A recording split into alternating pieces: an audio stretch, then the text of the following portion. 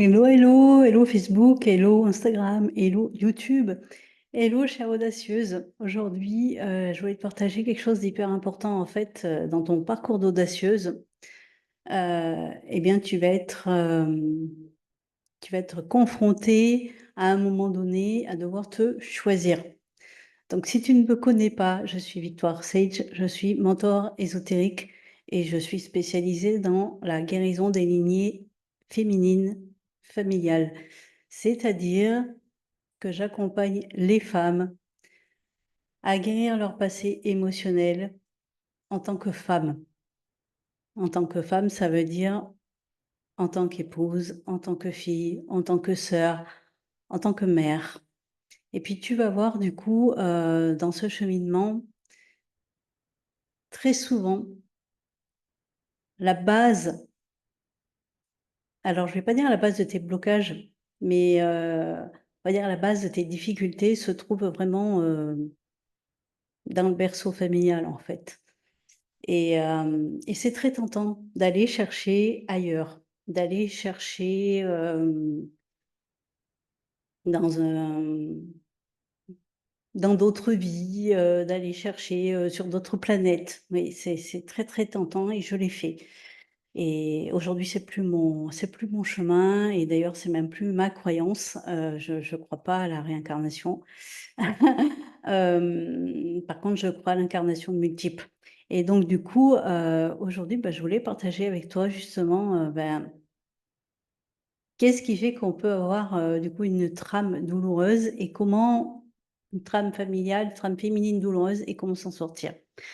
Donc déjà, la première chose, ça va être d'aller observer ton passé. Ça va être d'aller observer, qui était ta mère? Quelle femme c'était? C'est-à-dire quelle épouse? Quelle épouse c'était? Quelle conjointe? Si jamais, tes parents étaient pas mariés. Heu, Quelle conjointe? Quelle mère? C'est-à-dire quelle maman pour toi, mais éventuellement aussi quelle maman pour la fratrie, si tu as des frères et sœurs, voilà. Quelle sœur? Elle-même, est-ce qu'elle fait partie d'une fratrie ou est-ce qu'elle est fille unique? Tout ça, ça a de l'importance. Quelle amie? Est-ce que ta mère avait des amis? Est-ce qu'elle avait un cercle social? Hem, Quelle belle-fille! Comment elle était avec ses beaux-parents et notamment avec sa belle-mère? Et puis quelle belle-sœur? Est-ce qu'elle avait des beaux-frères, des belles-sœurs justement? Comment elle était dans cette belle famille? Parce que cette observation, ça va te donner, ça va te donner en fait ton modèle.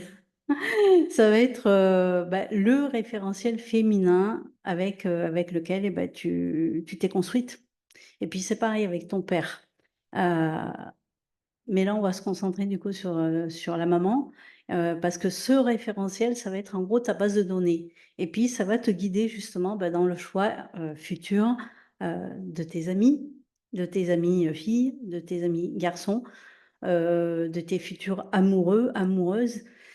Hem, Ça va être aussi le référentiel qui va te guider dans les autorisations que tu te donnes, les autorisations en termes de ta féminité, de ta sensualité, de ta sexualité, les autorisations que tu te donnes même par rapport, à tes tenues vestimentaires, à ton corps. Ça va aussi te être le référentiel de tes interdictions, c'est-à-dire, ce que tu ne t'autorises pas, heu par fidélité à ce référentiel-là, justement. Donc ça va vraiment être la première étape. La deuxième étape et ça va être d'analyser ce référentiel. Ça va être, d'analyser dans cette base de données ce qui est porteur pour toi.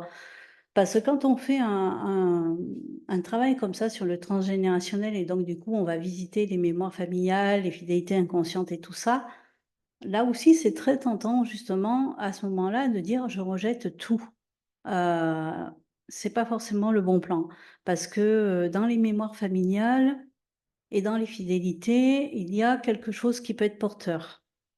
Alors certes, il y a des choses, qui ne sont pas OK pour toi et ça sera du coup, important de couper, mais c'est aussi hyper important d'aller reconnaître, ce qui est, constructif, ce qui te porte pour toi. Heu Si je prends mon exemple, par exemple, moi, ma mère, c'est quelqu'un de très, qui a un mental fort. Je veux dire, c'est quelqu'un qui ne se laisse pas abattre, qui ne se laisse pas, voilà, même encore à aujourd'hui, elle a 80, plus de 80 ans. Voilà, et bien, je j'admire ce côté, on va dire quand même, un peu warrior, un peu voilà, je me laisse pas, je voilà, elle conduit encore, elle va faire son jardin et tout ça, donc oui, j'admire cette énergie, j'admire cette vitalité, j'admire après il y a plein d'autres choses que, ben, j'ai refusé. Voilà, à un moment donné, j'ai dit: «Non, je me reconnais pas là-dedans». Mais il y a des choses que j'ai gardées. Voilà, du côté de mon père, et bah, c'est pareil, j'admire son côté, calme, son côté, serein, son côté, apaisé, son côté, hem,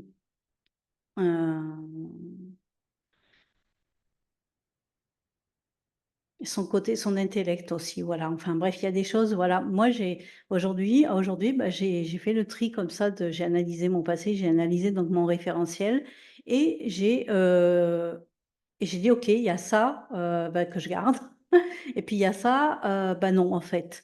Et hem Et en fait, la troisième partie, bah, ça va être ça. Ça va être de faire le tri et ça va être donc du coup de te séparer, bah, de ce qui te limite en fait. Heu et ce qui te limite, même si ça fait partie des valeurs fondatrices de tes parents, de ta mère.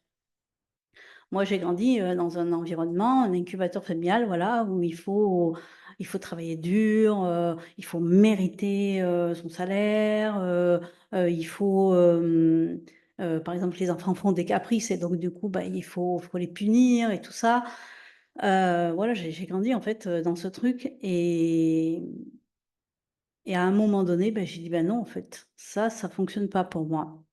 Donc évidemment que là, on arrive à la quatrième étape, c'est que quand tu te commences à te positionner avec tes nouvelles normes, qui ne sont du coup pas celles de ta famille, pas celles de ta mère, pas celles de ta grand-mère, pas celles de, X, Y, Z et des fois pas celles de ta belle-mère aussi parce que très souvent, bah, c'est la même génération.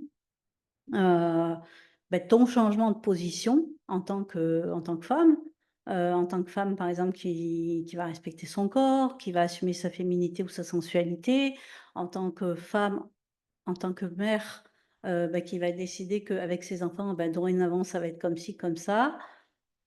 J'ai une mouche qui a décidé de participer.